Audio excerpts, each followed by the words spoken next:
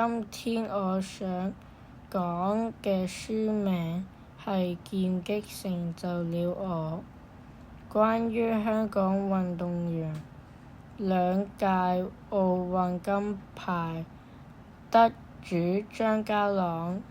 呢本書係佢嘅自傳。作為一個學咗3年劍擊嘅人，當我見到呢本書嘅時候，覺得好有共鳴，所以決定同大家分享。劍擊成就了我，介紹咗張家朗點樣由一個普通學生，透過努力訓練，一步一步成為奧運金牌得主。書入面有好多關於佢比賽前後嘅心理準備同訓練點滴，令我了解到成功唔係偶然，而係日復日堅持嘅成果。而本書最吸引我嘅地方，就係佢講到張家朗面對挫折時，仍然堅持信念、永不放棄嘅精神。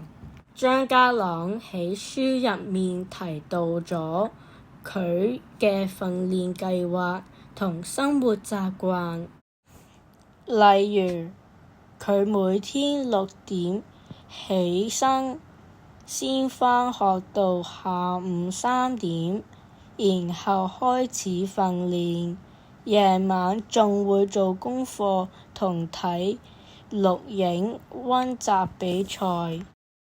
佢嘅自律同紀律真係好值得我學習。書入面仲會有一張時間表，列出咗佢嘅訓練同休息安排。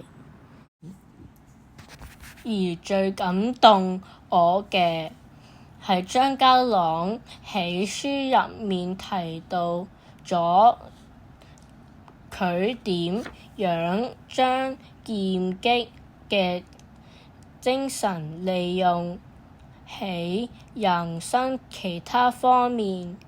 我亦印象最深刻嘅一句係：要相信自己，不要因為香港地方小而放棄及不堅持。對於我嚟講，學習劍擊不單止係為咗技術嘅提升，更係希望透過呢項運動鍛鍊自己嘅意志力同自信心。呢句話令我開始想像，如果我繼續努力3年、5年之後，會唔會到可以有屬於自己嘅成就呢？所以拎起呢本《劍擊成就了我》，我哋不單止可以睇到張家朗嘅成功故事，更可以從中吸取經驗，應用喺自己嘅人生同運動路上。希望大家都有機會睇下呢本書。多謝大家。